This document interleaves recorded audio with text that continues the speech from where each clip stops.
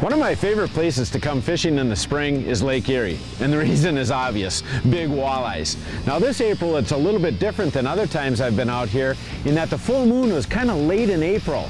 And what that's meant is that we've got actually fish spawning right now, but we also had fish spawning about a month ago. So the fish are kind of in a weird mood. Well, the good thing is that the water temperatures are still cool enough in the high 40s that I think we're going to be able to catch them with some crankbaits. And I've brought one of the better crankbait fishermen along with me, and his name is Mark Quartz. He actually won the 2015 NWT Angler of the Year, and he loves pulling around flicker minnows. I've also brought another guest along. His name is Jake Romanack. Now Jake is the co-host of a fishing show with his dad called Fishing 411, but the other thing that's kind of cool is Jake is one of the guys who does all of the testing for precision trolling. So he knows exactly how deep the dive curves are. So we're going to be looking for suspended fish. We're going to try and get those flicker minnows just in the right zone, and we're going to show you the next bite.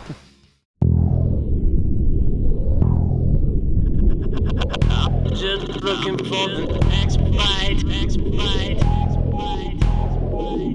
Just looking for the next bite.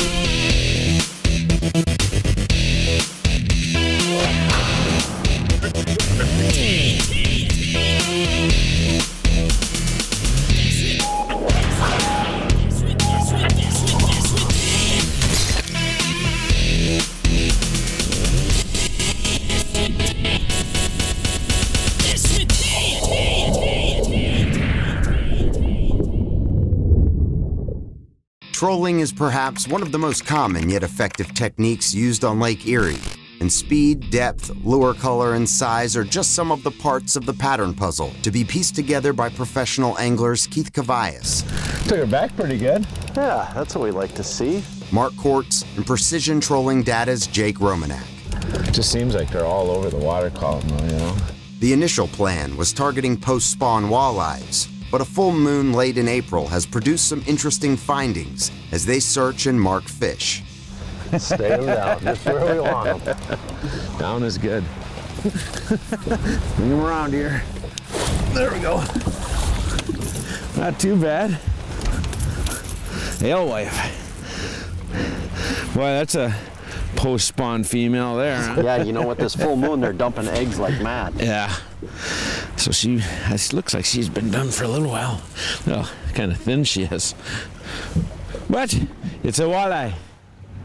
You know, here on Lake Erie, a lot of people think that all the walleyes go up into the rivers and creeks to spawn, and that's truly not the case. Here on the Western Basin, we actually have a large reef complex that the fish actually relate to, and with this full moon, what they're doing is they're up there spawning. So what we're doing is targeting the outside edge of that reef complex and targeting those walleyes the minute they come off, because they're looking for a food source, and as soon as they come off the reef, they're ready to put on the feed bag.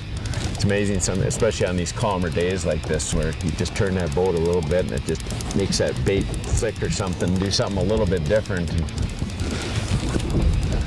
I'm liking it. I'll give her a little test here. 27 I'm gonna go with. Ooh, 27. Yeah, this one definitely need that old net there, Jake. Beautiful. Should start to see it here, Keith. Pretty dirty water. Well, with that trolling motor down, they seem to not pound quite so hard at the boat. There he is. Oh, good fish. There we go. Oh, nice fish, Mark. Just got him in time, man. Old slick fire tiger. Seems like that's a healthy one. Yeah, that's a healthier one. Got a little bit of gut. Probably still a pre-spawn or post-spawn female, but one that's gotten to be eaten already. I believe he's 27 inches too. Let's get her back in here and get that line back out. Boom, gone. The next bite is brought to you by Mercury Marine. Go boldly.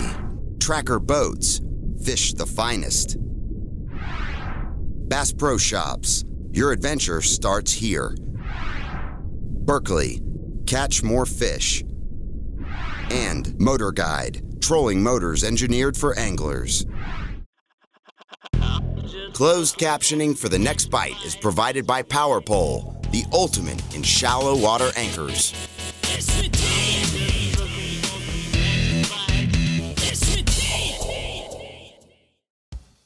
The harder the wind blows, the harder it is to keep your lures in the strike zone on big bodies of water, due to the undulation of the boat from the waves.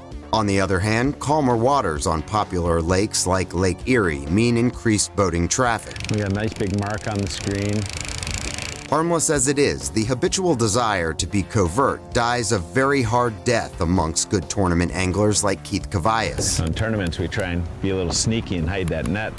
There's actually one thing worse than bringing a net over the top. I have an old tall Jake back on the back deck reeling in fish. Here we are! We got one! You know what this is? It's a big old male. Look at it. It's milking down there. 26-inch, now that is a monstrous male here. You know, back most places you fish, you think about, you know, 15, 16, 18-inch males or even good size one. But here in Lake Erie, you get monstrous males. So that's a good gene pool right there. Early in the spring like this, you want to be a little bit careful on your speed. Many times when it's really, really cold water like this, I mean, we're just starting to encroach on that 50-degree mark. You can't run your baits too fast. And what's really interesting is we're running crankbaits, but we're only going like 1.1, 1.2 miles an hour. So to go that slow, especially in this calm water, what I like to use is an electric trolling motor. Just a little bit more stealthy, a little bit more quiet. You could certainly get away with a kicker, but the nice thing is this trolling motor, I can actually use something on here called a heading lock, and it will plot a course wherever the motor is currently heading. If I've got to readjust a little, maybe I got to turn to get away from some other boats, I simply use the left and right keys to turn just a little, to plot a course, and then keep us going nice and straight. Really, really nice when you're out here catching fish. You don't got to pay attention too much to that trolling motor, but it keeps you going on a nice straight line. Waypoint, waypoint. Might have to swing back through. Want to grab that board? I like it. You know you got tension when that comes out of the water like that, Keith. That one feels good, Keith. You gave it the little... I gave it the little Keith test. There you go. 18 foot down, I think. Net in hand. Coming up. 3, 2, oh, there's 1. A good one, Keith. Oh, yeah! Yeah, that's nice. A surprise. Man, that board didn't even hardly go back that well. Just shows you how lethargic those fish are in this cold water. That board barely moved. I know, and then it just kind of hung there too. I mean, usually a bigger fish like this will just keep it going and going, but this one, he was just on there. She was a little lethargic on the board, but look at the size of that fish. Nice. Obviously post-spawn. Yeah, definitely, but what a nice fish. Yeah, really long fish. I mean, he gobbled up that alewife. Look how thick these fish are though in the back. I mean, it's just so impressive. Yeah, so it's lost its gut, but it still has the thickness. You can tell, you know, it probably won't be a couple, 3 weeks and these things will be back to normal looking again. But old alewife doesn't look like nothing that's down there, but they sure like purple here. So there we go. That is a Lake Erie beauty right there.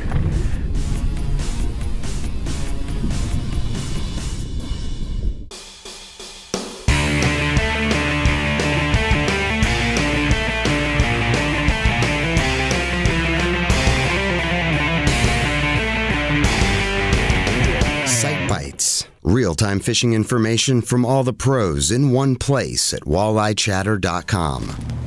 Electronics have become so key for a northern angler, specifically in sonar.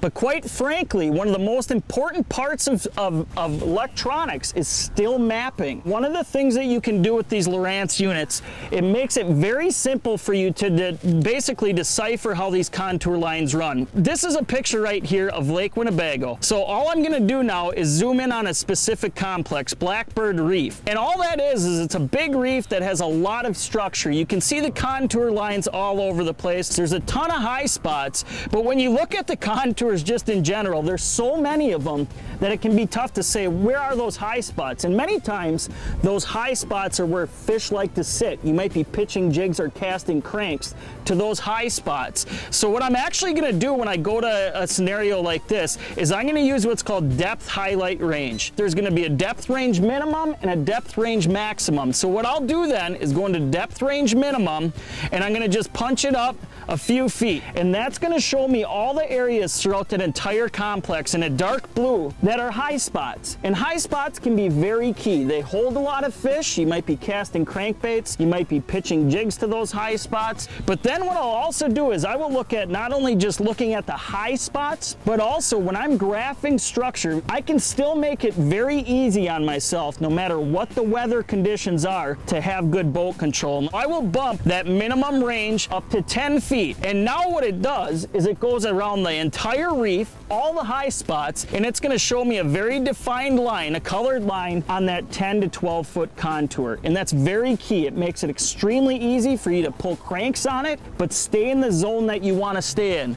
So high spots with depth shading, also break lines with that depth highlighting, always keeps you exactly where you need to be so you can keep those baits near the bottom and catch as many fish as possible.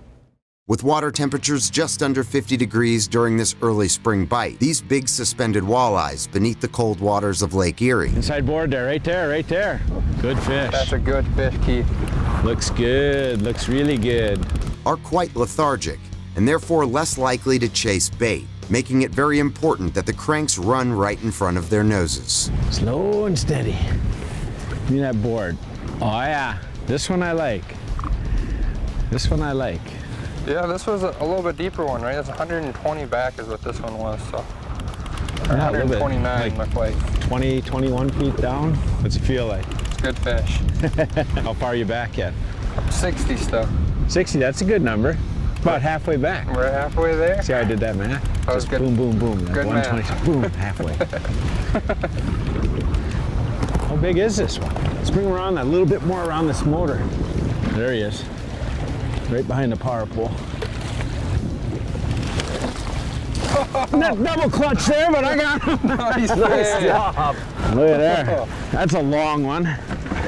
That's a really long fish. Poipo. Look at that. Barely lip hook. Oh yeah. Well, it takes a little better skill fighting to get those ones in, right? I would like to think so. There we go. Look at that fish. Wow. Wow, he's a long one. That's a long fish, yeah. That's long fish. 28, 29 right there. Oh yeah, at least. he's probably all at 29. Nice fish, Jake. He's a good one. He fought hard, right? He wanted to get around the side of that motor, and I tried to go for him, and then, oh, better back up. Oh, there we get him. Bulldogging the entire time. Yeah, he was eating. Look at the big old teeth in there, eating. So one of the keys to being successful out here on Lake Erie is to actually get your baits into the right zone. And what we're doing is watching our depth finder. When we start to see the arcs down there, we want to run baits a couple feet above those fish that we're seeing on the depth finder. What's kind of cool is Jake here is actually one of the guys who does a lot of the testing for precision trolling data. Precision trolling data has a little app based on the amount of line let out. It tells you how deep your baits goes. But what's really interesting is just how hard it is to get that data. It's extremely time consuming, Keith. Every day we're on the water and it takes about an hour to an hour and a half a lure. If we have a great day, we can get 6 lures done in a day. Really cool. We actually have a diver that's in the water with a tape measure that goes straight down into the water, and we troll that lure right past that tape measure. So the diver is reading the tape and reading that lure right off that tape measure. So extremely accurate data. So you have to basically run it by with 25 feet out, 50, 100, get a whole bunch of data points. I can see where that would be very important. Extremely important. On days like today, we can pinpoint those fish that are suspended and target those individual fish. Keith test might prove fruitful here. Here we go. Here's the board. Well, I don't know. He doesn't feel like a cement block. He sure took that board back though. Seems to be staying down. What does the quartz test say? Feels actually really good down there.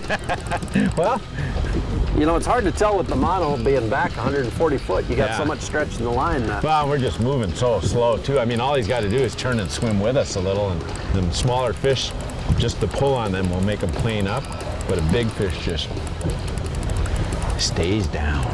30. 30's a good number. Oh. 30 and a stop.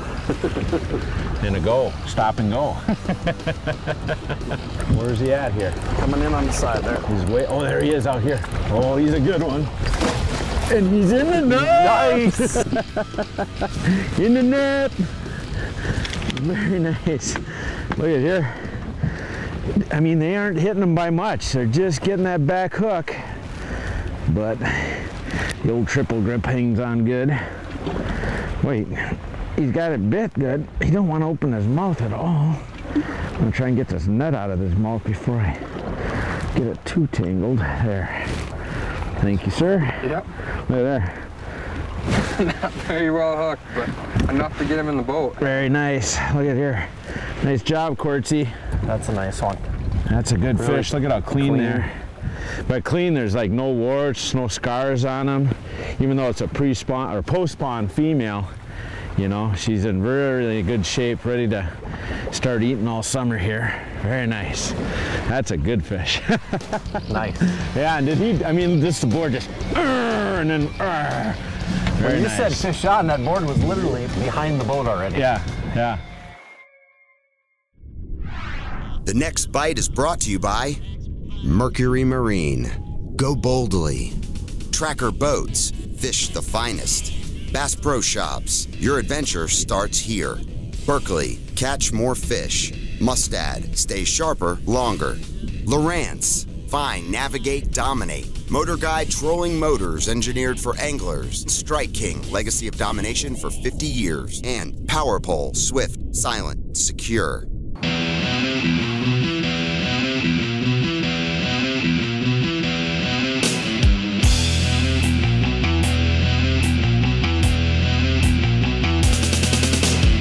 Hot topics, leading information, and tackle and techniques to make you a better angler. Presented by Mercury. Gone are the days of primer bulbs and choke systems and flooded engines every other time you try to start your engine. In today's world of Verados, Mercury 4-strokes, Optimaxes, they all have electronic fuel ignition. They're run by computers, basically. They'll start every time, just like your car. It's a pretty simple process. All you have to do is turn the key on. You're going to hear a beep. Then you give it a second or two. You let the computer prime up the engine, get everything ready to go.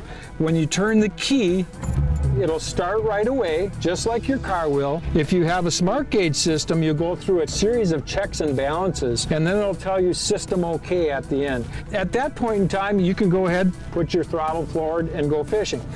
On the real cold days, though, I have a recommendation for you. Once you have them started on a cold day where that engine's not heated up, give them a couple minutes to idle. Let everything kind of idle through, get warmed up, ready to go. And then I wouldn't hit it full throttle right away. I'd kind of ease into it. After the engine's totally warmed up, then full throttle is not a problem. It's going to give you a longer lasting engine. And overall, it should become part of your starting process. Professional walleye anglers Keith Kavajecz and Mark Kortz and Fishing 411's Jake Romanack have worked systematically to break down this late April quasi-post-spawn walleye pattern on Lake Erie. I said these granola bars are just like Flicker Minnows. They're now easier to bite. Holy man, was that easy. For trolling crankbaits, fine-tuning your setup by experimenting with colors is one of the last ways you can increase the percentage of bites. Got this little guy here, and you'll notice he bit on the Fire Tiger, Slick Fire Tiger, which is a perch kind of pattern, and this is what he puked out. Notice the length? This is actually a perch, so this is what they're eating, and they like Flicker Minnows too. You know, there's a lot of color options in the number 11 Flicker Minnow, but the two that really worked the best for us by far was the Slick Fire Tiger and the Purple Alewife. And you know, they're two totally opposite baits, but the one reason why the Slick Fire Tiger works so well is because it emulates the natural perch and the forage that these fish are actually feeding on, with that orange belly, that gold side, and then that green back. And, you know, go totally opposite, we go to the Slick Alewife. What we're fishing is really stained water. And the reason why it works so well, that dark purple really casts a big shadow in the water. And that's one of my bait choices when I get into stained water, is to go a little bit darker. But the other thing we've got with the Slick Alewife is that shiny side really casts, just a little bit of sunlight really makes it flash down there. And then with that dark back, I think you really get that natural look to it. So those were the two baits that worked the best for us today. Well, look at the marks. Nice. Should be catching. I got one. I don't even got a reel. Take the board off. All I saw was the board go whoop, off the back deck. So I guess I got one. Ooh. And it doesn't feel terrible bad. Oh, nice work. I really don't even know how much line was out. I know there's 130 feet, but there's a bunch of it above the water, so. That was an interesting bite nonetheless. Get a little snort to him here. Getting some shoulders. Getting some shoulders. You gonna come back and net her? Yeah. Here he comes. He's staying down. Jake, good. he is down. I'm gonna try and, he's kind of behind that engine. I'm gonna try and pull him out here a little bit. There he is.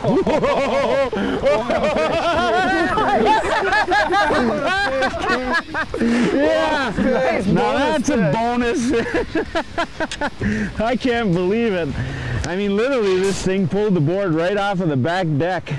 Look at that on the old, what is that? Slick Fire Tiger, yeah. Looks like a perch, I suppose, to them or whatever, but whatever the case is, this thing here is a beast. This is what you come out to Lake Erie for, just a big old long fish like that. She's probably spawned a few, maybe a month ago on the other full moon, I would guess, and she's already starting to put her weight back on. It's really, really great. So we had a great trip here. It was nice that Mark could come out. We haven't ever got to fish on a show together, and Jake, he's a new guy. He's probably one of the reasons we're catching so many with all that good data from Precision Trolling. So put your baits in the right zone, come out to Lake Erie, and you're gonna get a monster. That's a great fish. Did you get your exercises in this morning, Jake? For reeling fish in? Get all loosened up? I wasn't doing like your curb thing, you know. The curb thing? I like that. Gotta get the Achilles all stretched. Keith, are you up next on the reel, or? I'll see how big it is. What do you think, Jake? I'm just taking it all in, man. Just seeing what the best is doing and logging it in my book. Tell you if you're getting any bites, but I can't see over the skyscraper. I'll keep you updated. The next bite would like to thank the Sawmill Creek Resort on Lake Erie. Located in Huron, Ohio, the Sawmill Creek Resort offers lodging, dining, and many outdoor activities both on and off Lake Erie. For more information, visit sawmillcreekresort.com.